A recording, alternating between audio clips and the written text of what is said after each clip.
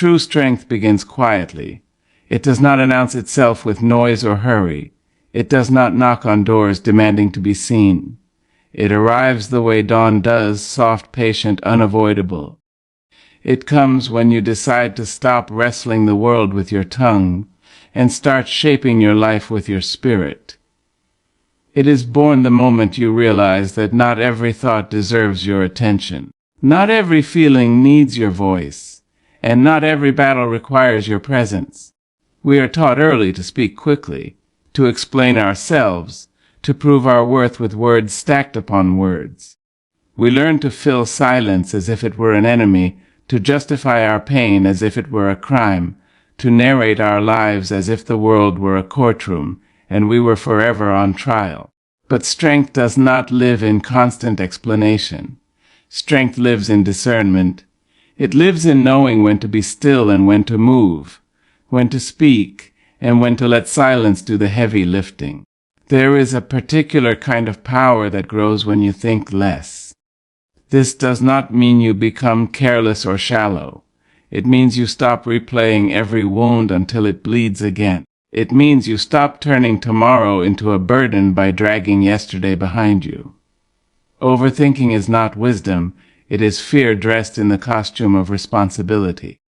It convinces you that if you analyze your pain long enough, it will lose its power. But pain is not defeated by obsession. It is softened by understanding and released by acceptance. When you think less, your mind becomes a clearer sky. Thoughts still pass through, but they do not settle into storms so easily. You begin to recognize which thoughts are teachers and which are thieves. Some thoughts arrive to guide you toward growth, and others arrive only to steal your peace. True strength is knowing the difference and having the courage to let the thieves pass by without a fight. There is also a deep, grounding strength in talking less. Words are powerful, yes, but they are also costly. Every word you give carries a piece of your energy, and not everyone deserves that gift. When you talk less, you stop scattering yourself in places that cannot hold you with care. You stop offering explanations to people who are committed to misunderstanding you. You stop arguing with those who are nourished by your reaction. Silence is not weakness. Silence is a language spoken fluently by the self-assured. It says, I know who I am, and I do not need your permission to be so. It says, I trust my path enough not to defend every step. When you talk less, your words gain weight. They land with intention. They rise from truth instead of impulse. And when you finally speak, you do not shout, you resonate. Talking less also teaches you how to listen, not just to others, but to yourself. In the quiet, you begin to hear the small, honest voice inside you, the one that does not perform, does not impress, does not lie. That voice knows what you need long before the world tells you what you should want. It knows when you are tired even when you keep smiling. It knows when a door is closed even when you keep knocking. True strength is trusting that voice enough to follow it, even when it leads you away from familiarity. Focus is where strength becomes visible. Focus is the bridge between intention and reality. You can think and talk endlessly, but without focus, your life remains a collection of unfulfilled promises. Focus asks you to choose. It asks you to decide what matters and, just as importantly, what does not. In a world that pulls at you from every direction, focus is an act of devotion to your purpose, to your healing, to your becoming. When you focus more, you stop living in fragments. You stop starting over every week because you were distracted by applause or criticism or comparison. You begin to build something steady, something rooted. Focus teaches you patience. It teaches you that growth is not loud, that progress is often invisible until it is undeniable. Seeds do not announce themselves while they are becoming forests. True strength is waking up each day and giving your best energy to what aligns with your values, not to what feeds your ego. It is choosing depth over display, substance over spectacle. It is working quietly while others are busy performing. It is understanding that the most meaningful transformations rarely trend, rarely go viral, rarely receive immediate praise. There will be moments when thinking less feels uncomfortable, because your mind has grown accustomed to chaos. There will be moments when talking less feels lonely, because you have used words to keep yourself company. There will be moments when focusing more feels demanding, because discipline asks for what motivation cannot sustain. In those moments, remember that discomfort is often the sound of growth clearing its throat. Strength is not the absence of fear. It is the refusal to let fear do the driving. When you think less, you stop letting fear narrate every possibility. When you talk less, you stop giving fear a microphone. When you focus more, you stop giving fear the steering wheel. You acknowledge its presence. Then you choose your direction anyway. There is a calm that settles into your bones when you live this way. A calm that does not depend on circumstances being perfect. A calm that remains even when the world is uncertain. This calm is not indifference, it is confidence. It is the quiet knowing that you can meet whatever comes with grace, because you are no longer scattered across 1,000 unnecessary concerns. People may misunderstand your silence. Let them. People may misjudge your focus. Let them. You are not here to be understood by everyone. You are here to be true to yourself. Explanation is optional when integrity is intact. Your life will eventually speak louder than any defense you could offer. As you think less, talk less, and focus more, you will notice a shift in your relationships. Some connections will deepen, nourished by your presence rather than your performance. Others may fade, unable to survive without constant validation or drama. This is not loss, it is alignment. You are not becoming less loving, you are becoming more intentional with your love. You will also notice a shift in how you treat yourself. You will stop punishing yourself for past mistakes that taught you necessary lessons. You will stop rushing your healing to meet someone else's timeline. You will stop measuring your worth by productivity alone. Strength teaches you to rest without guilt and to move without apology. True strength is choosing consistency over intensity. It is showing up day after day, even when no one is watching, even when the results are slow. It is forgiving yourself when you falter and recommitting without drama. It is understanding that becoming whole is not a single moment of triumph, but a lifelong practice of attention and care. There is wisdom in conserving your energy. The world will always offer you reasons to be outraged, offended, distracted, afraid. You do not have to accept every invitation. Your peace is not fragile, it is precious. Guard it not with walls, but with clarity. Decide what deserves your response and what deserves your release. When you think less, you make room for insight. When you talk less, you make room for truth. When you focus more, you make room for results. This is how strength matures from a loud demand for control into a quiet mastery of self. One day, you will look back and realize that the moment everything changed was not when you spoke louder, but when you listened deeper. Not when you proved yourself, but when you trusted yourself. Not when you reacted, but when you chose. That is where true strength begins. Overthinking is a quiet thief. It slips in through the cracks of our mind when we least expect it, wearing no uniform, carrying no badge, yet it robs us of something more precious than gold. It steals the courage we might have summoned, the clarity we might have cherished, and the simple, untainted joy of being fully present. Many of us have felt the heavy weight of our own thoughts pressing down upon our chest, as if the world itself were conspiring against us. And yet, we must understand that it is not the world, nor the failures we endure, nor the obstacles strewn in our path, but the unrelenting churn of our own minds that can wear down the spirit faster than any misstep ever could. When a person fails, when they stumble or fall short, there is a clear line, a sharp cut where the wound is visible, tangible, and even healing. We see it, we feel it, and in time we mend. But overthinking leaves no visible scar. It does not bleed. It does not announce itself. It simply exists, quietly eroding the well-being of the soul, leaving exhaustion where vitality once lived. The spirit, that tender, resilient core inside each of us, has a rhythm, a natural flow, a pulse that wants to move freely through life.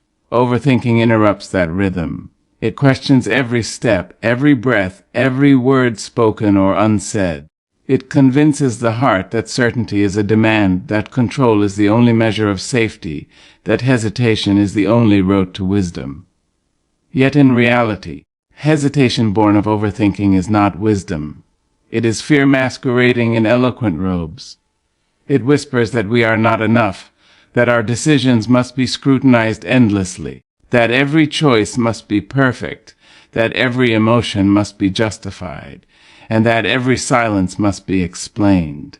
In this way, overthinking builds a prison from the very substance of our thoughts, and we walk within it, shackled by our own relentless questioning. We forget that the world moves not by perfection, but by motion, by the courage to act, by the willingness to risk. Failure, on the other hand, is a teacher. It wears many faces, some harsh, some gentle, yet it leaves a mark that can be learned from. We can touch it, we can examine it, we can make sense of it in time. Overthinking offers no lesson, it offers no clarity. It only offers a mirage of possibility and an echo chamber of doubt. When a person overthinks, they do not simply question decisions. They question their worth, their right to exist, their capacity to love, to create, to act. It is as if each thought is a weight, and each weight accumulates layer upon layer, until the spirit feels too heavy to move, too weary to hope, too burdened to dream. And so we must confront it not with anger or resentment, but with awareness, with compassion for ourselves. To recognize that overthinking is not a badge of intelligence or depth, but a chain that binds us to fear. Consider the mind that is constantly active, racing from one scenario to another, predicting outcomes, rehearsing conversations, questioning intentions. It is like a river that has forgotten its course, flooding every corner of the valley with water that brings no nourishment, only erosion. And in this river of relentless thought, we lose sight of ourselves. We lose the capacity to listen to the quiet whispers of our intuition. We lose the ability to recognize the subtle cues of life, the gentle nudges that guide us toward authenticity. Overthinking takes the sacred and transforms it into the mundane, the holy into the anxious. And yet society, friends, even our own hearts, often mistake this turbulence for care, for responsibility, for wisdom. We are praised for diligence, for thoroughness, for caution, yet these qualities, when taken to excess, become instruments of harm, slowly weakening the resilience of the spirit, while failure, in contrast, can build strength in its wake. When we fail, our spirit bends, it may even break momentarily, but it also grows in flexibility, in resilience, in understanding. Failure is a mirror held up to our actions, not our essence. It shows us what works, what does not, what we value, and what we can change. Overthinking, however, mirrors only our fears, reflecting back not the truth of what is, but the shadows of what could be, might be, or should have been. It thrives on the hypothetical, the uncertain, the imagined catastrophes, and it disguises itself as preparation. We think we are guarding ourselves from harm, yet we are quietly strangling the very essence of courage that could carry us through life with grace. The spirit, when overburdened, cannot distinguish between true danger and imagined threat. It learns to flinch at shadows, to hesitate before opportunity, to doubt the goodness of chance itself. And so, the question becomes, how do we confront overthinking, this silent erosion of our inner life? First, we must recognize it. We must name it, see it as it truly is, not as a badge of diligence, not as a sign of depth, but as a chain that binds our will, our creativity, our joy. Second, we must breathe. We must remind ourselves that the mind, for all its power, is not our master. It is a tool, a servant. It can illuminate, but it can also darken. We must train it gently, patiently, guiding it back to the present, teaching it to trust, teaching it to release, teaching it that not every thought demands attention, that not every fear requires action. In this act of mindfulness, of presence, we reclaim the spirit, allowing it to recover, to rise, to breathe freely once more. The beauty of life is that it does not require perfection to be fully lived. It does not demand that we have all the answers, that we anticipate every consequence, that we weigh every action with endless precision. Life asks only that we show up, that we engage, that we choose, that we dare. Overthinking tries to convince us otherwise. It insists that safety lies in inaction, that peace lies in endless questioning, that love is conditional upon flawless execution. But the spirit knows better. The spirit remembers that to stumble is human, to fall is natural, and to rise is divine. Overthinking ignores this divine truth. It is a shadow that speaks loudly when the soul whispers quietly, drowning out the music of being with the static of doubt. And so we must remember that failure is not our enemy. It is our companion, our guide, our teacher. It does not diminish us. It instructs us. It does not weaken us. It strengthens us through experience, through reflection, through the courage to continue despite missteps. Overthinking, however, is an enemy without form, a thief without face, a prison without walls. It weakens not by confronting reality, but by creating illusions of danger, by magnifying every minor imperfection into a mountain, by convincing us that hesitation is wisdom and worry is foresight. The spirit, when caught in this cycle, slowly diminishes, losing its fire, losing its light, losing its capacity to trust in the unfolding of life itself. To break free from overthinking, we must embrace simplicity, clarity, and action. We must learn to trust the intelligence of the body, the instinct of the heart, and the quiet voice of the soul.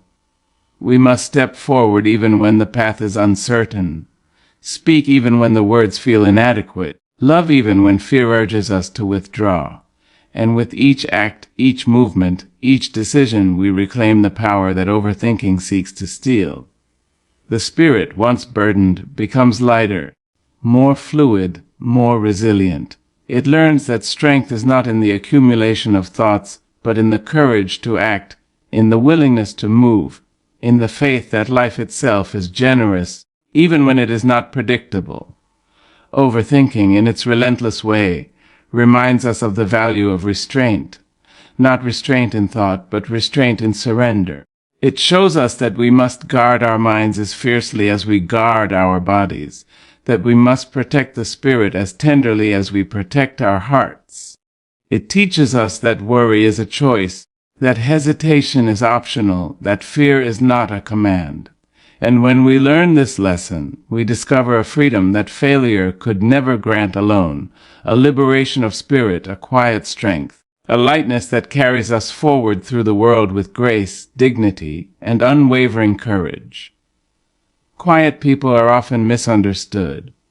In a world that prizes noise, that celebrates the loud, the bold, the constantly speaking, those who carry their thoughts silently are often overlooked, underestimated, and even dismissed. Yet within the stillness of quiet lives there exists a depth of understanding that the clamor of many can never reach. There is a power in restraint, a force in contemplation, and a gravity in observation that cannot be measured by the volume of one's voice. Quiet people have listened to the unspoken words. They have witnessed the gestures and glances that reveal truth more honestly than speech ever could. They have felt the subtle shifts in energy, the trembling of hearts, the fleeting moments of vulnerability, and they carry this knowledge within them, carefully, patiently, like a flame protected from the wind. Their silence is not emptiness. It is a vessel of insight, a testament to a mind that watches, absorbs, and understands before it ever responds. To be quiet is to be present. While others may scatter their attention across countless distractions, the quiet person focuses inward and outward at once, observing, discerning, and remembering. They do not rush to judgment or reaction. Instead, they cultivate a stillness that allows them to see beneath the surface, to perceive the intentions hidden behind words, to sense the currents that drive actions. This ability is not born from timidity or fear, but from patience and awareness. Over time, this quiet observation accumulates layer upon layer, forming a reservoir of wisdom that is profound, subtle, and often transformative. A quiet person does not need to prove themselves, nor do they demand recognition. Their strength lies in the understanding that insight need not be broadcast to be powerful. That influence is often greater when it is exercised through subtlety rather than volume. Many who speak the loudest mistake noise for knowledge, volume for understanding, and speed for competence. They scatter their thoughts like leaves in a storm, hoping some will land in the right place, hoping their presence is noticed, hoping their value is recognized. The quiet person does not need this. They know that wisdom is not a performance, that understanding is not a contest, that life's truths are not measured in decibels. They listen where others talk, reflect where others react, and discern where others guess. And in this silence, they accumulate clarity. They learn the patterns of human behavior, the hidden desires that guide actions, the fears that shape decisions, and the moments when hearts speak even when lips do not. Their minds become attuned to subtleties, to contradictions, to the invisible threads that bind people and events together. The wisdom of quiet people is often heavy not because it is burdensome, but because it is earned. It is forged in observation, in patience, in the courage to remain calm when chaos surrounds them. It is not knowledge obtained from books alone, nor lessons learned in classrooms, but truths harvested from experience, reflection, and empathy. Quiet people have known disappointment and betrayal. They have felt pain and confusion. They have witnessed human frailty in its rawest form. And rather than rushing to speak or judge, they absorb these lessons, transforming them into understanding, into discernment, into guidance that can be offered with subtlety, precision, and grace. Their words, when they finally speak, carry weight, for they are chosen carefully, delivered with intent, and anchored in experience. It is often in the smallest gestures, the briefest expressions, the simplest acts that quiet people reveal their wisdom. A look, a pause, a thoughtful nod, a carefully chosen phrase, these can carry more meaning than hours of speech. They teach us that communication is not only verbal, that insight does not require applause, that knowledge is not diminished by restraint. Quiet people show us that patience can be revolutionary, that observation can be a form of power, and that restraint can be a higher form of courage than confrontation. They remind us that the mind that thinks before it speaks, the heart that feels before it reacts, and the soul that observes before it judges, is a force to be reckoned with in a world that often confuses speed with wisdom. In moments of crisis, quiet people often emerge as anchors. While others panic, argue, or react impulsively, they remain steady, grounded, and present. Their calmness is not indifference, nor is it detachment. It is an understanding of the gravity of the moment, a recognition that rash actions rarely yield lasting solutions. They listen to the fears, frustrations, and hopes of those around them, and their responses, though measured and few, carry clarity, guidance, and reassurance. They have learned that sometimes the heaviest wisdom is not in telling people what to do, but in helping them see for themselves. Their silence allows reflection, their restraint fosters thought, and their presence offers a quiet form of leadership that shapes outcomes more profoundly than shouting ever could. Quiet people also carry empathy that is profound because it is observed rather than assumed. They notice the subtle shifts in mood, the fleeting glimpses of pain behind smiles, the hesitation in actions that speak louder than words. They hold these observations gently, allowing the people around them to unfold naturally, offering support without intrusion, guidance without force, and understanding without expectation. In a world that often demands expression, quick responses, and immediate validation, the quiet person reminds us that depth is cultivated in listening, that connection is built in observation, and that influence is exercised through subtle acts of awareness and care. The heaviest wisdom quiet people carry is also often the most liberating. It is knowledge that the world does not need constant commentary. That power is often silent, that presence outweighs performance. It is understanding that patience fosters insight, that restraint allows discernment, that stillness cultivates clarity. Quiet people remind us that we do not always need to solve everything immediately, that we do not always need to convince others of our understanding, that we do not always need to broadcast our presence to be significant. Their wisdom challenges the noise, the haste, and the superficiality of the world, offering an alternative path, one paved with thoughtfulness, reflection, and depth. In relationships, in work, in moments of personal growth, quiet people often surprise those around them with insights that feel profound precisely because they have been carefully considered. They have watched patterns unfold. They have listened to the stories behind the stories. They have observed the consequences of choices, both great and small. And when they speak, their words resonate because they are rooted in reality, informed by experience, and tempered by reflection. They offer guidance that is both practical and deep, a wisdom that does not demand agreement but invites contemplation. And in this way, the quiet person's presence becomes invaluable, for their insight cannot be hurried, their understanding cannot be faked, and their wisdom cannot be underestimated. The world often misunderstands quiet people because silence is frequently equated with weakness or passivity. Yet the truth is quite the opposite. Quietness requires strength, patience, and courage. It takes a strong spirit to withhold immediate reaction, to resist the urge to dominate conversation, to choose reflection over impulsive judgment. It takes courage to hold one's own counsel in the face of misunderstanding, to walk through the world carrying unseen knowledge, to act with intention rather than noise. The quiet person demonstrates that wisdom is not measured by the number of words spoken, but by the depth of understanding carried, the clarity of thought retained, and the integrity of action exercised.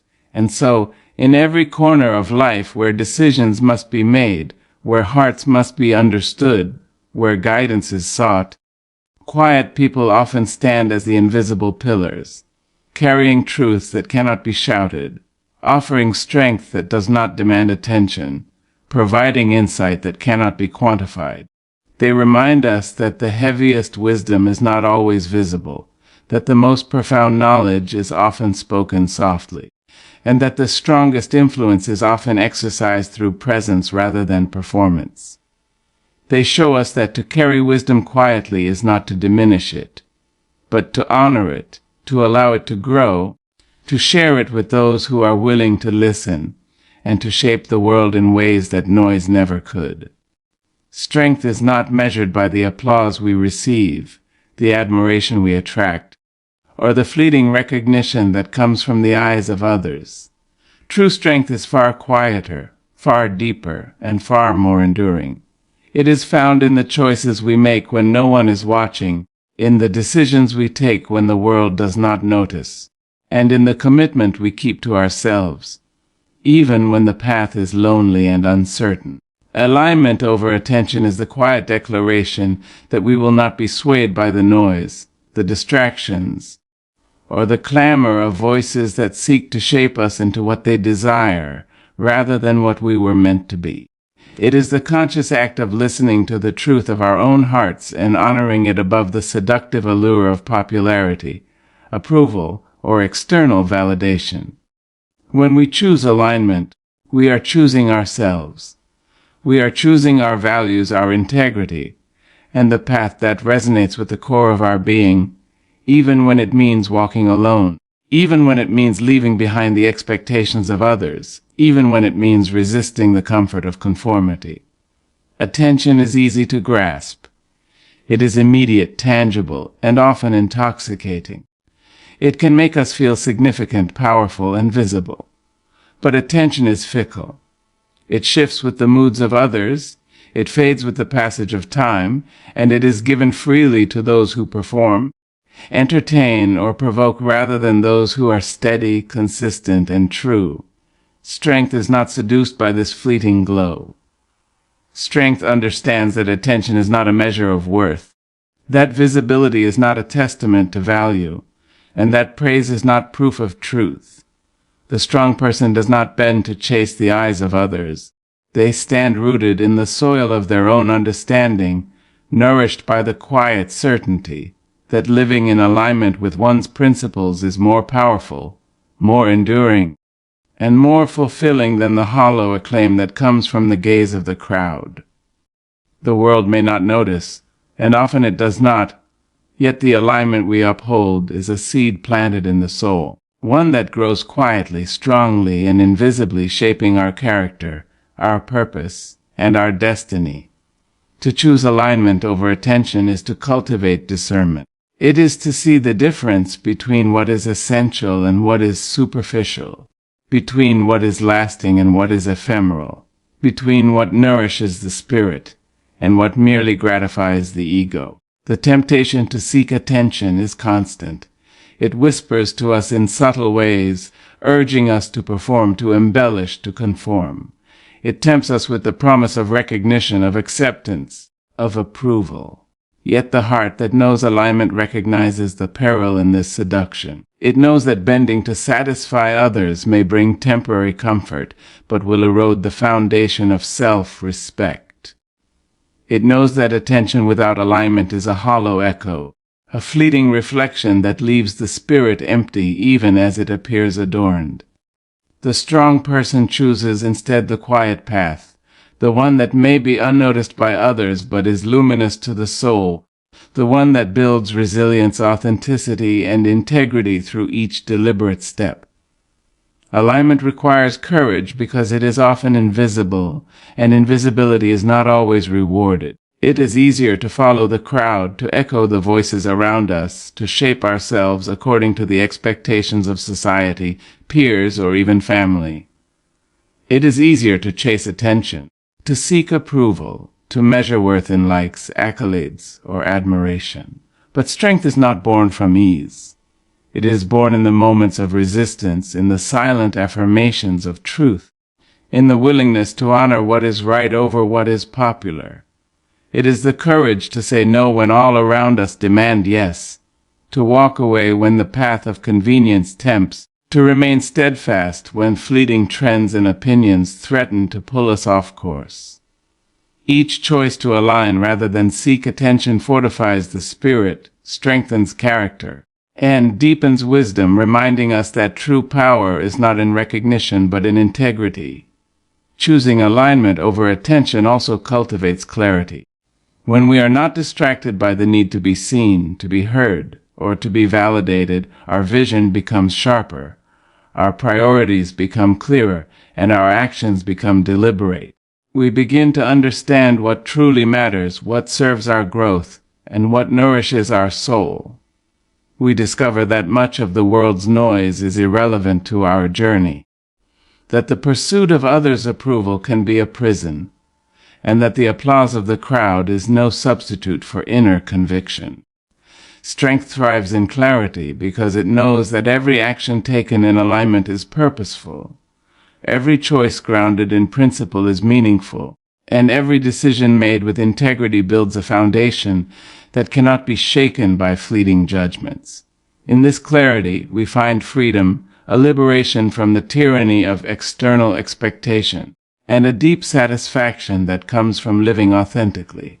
To live aligned is also to embrace patience. Attention is immediate, demanding, and often superficial. It asks for constant engagement, constant validation, and constant display. Alignment, in contrast, is enduring. It grows slowly, quietly, and steadily. It does not seek instant reward, but trusts in the long arc of consistency. Strength is the discipline to wait, to act with intention, and to nurture what is meaningful rather than what is visible. It is to recognize that life's most profound victories are often unseen, that the seeds of purpose planted in silence will bear fruit in due season, and that the depth of character cultivated in private will reveal itself in ways that attention can never manufacture. Patience in alignment is not passive, it is active, deliberate, and powerful. It is the choice to remain faithful to one's principles, even when recognition is absent, even when the world is indifferent, and even when the easier path tempts with shallow rewards. The path of alignment over attention also teaches us humility. True strength does not need to boast, to claim credit, or to draw notice. It is content to work, to serve, to act, and to grow quietly, knowing that the value of what is done lies not in recognition, but in its contribution to purpose, integrity, and meaning. Quiet action, thoughtful decisions, and principled living cultivate a humility that is not weakness, but quiet authority. The strong person does not seek to dominate conversations, win arguments, or outshine others for the sake of visibility. They measure success not by applause, but by authenticity. Not by admiration, but by the integrity of their choices. Not by attention, but by the alignment of their actions with their values. Alignment over attention also nurtures resilience. The world is often chaotic, opinionated, and critical. It is a place where attention can be both rewarding and punishing, where approval is fleeting and judgment is swift. Those who seek alignment learn to navigate this turbulence without losing themselves. They develop the capacity to remain grounded, to act with integrity, and to continue their journey even when the eyes of others are not upon them, even when praise is absent, even when recognition never comes. Strength is built in these quiet moments, in the commitment to remain true when external forces press for compromise, in the courage to uphold principles when distraction tempts, and in the ability to trust the path of alignment even when it is unseen by others. Furthermore, choosing alignment over attention allows for deeper connection. When we are not consumed by the desire to be noticed, to be validated, or to perform, we can engage with others authentically. We listen more deeply, we act with empathy, and we build relationships rooted in truth rather than spectacle. Strength manifests in these interactions not through dominance or visibility, but through the quiet power of presence, consistency, and understanding. Aligned individuals influence through example, inspire through integrity, and lead through authenticity. Their wisdom is earned in silence, their authority cultivated in consistency, and their impact measured not in numbers or applause, but in the subtle, profound changes they bring to those around them. The commitment to alignment over attention also strengthens self-awareness. To live aligned, we must first know ourselves, our values, our purpose, and our truth. We must examine our motivations, understand our fears, and recognize the forces that pull us away from our principles. Attention can distract, seduce, and distort this self-knowledge, creating illusions of importance that mask the truth. Alignment requires courage to face ourselves honestly, to acknowledge our weaknesses, to embrace our strengths, and to navigate life guided by an inner compass rather than external lights. This self-awareness is both empowering and liberating. It allows us to act intentionally, resist distraction, and make choices that honor the essence of who we are, rather than bending to the expectations, judgments, or whims of others. In the end, strength is an art cultivated in silence, patience, and integrity. Choosing alignment over attention is the conscious, deliberate practice of living authentically in a world that often confuses noise with value, visibility with significance, and popularity with truth. It is the recognition that the most enduring power lies not in the gaze of the crowd, but in the unwavering commitment to live in harmony with one's principles, values, and purpose. It is the quiet declaration that our worth is not measured by recognition, Our impact is not defined by applause, and our success is not determined by the eyes of others, but by the alignment of our actions with the deepest truths of our hearts.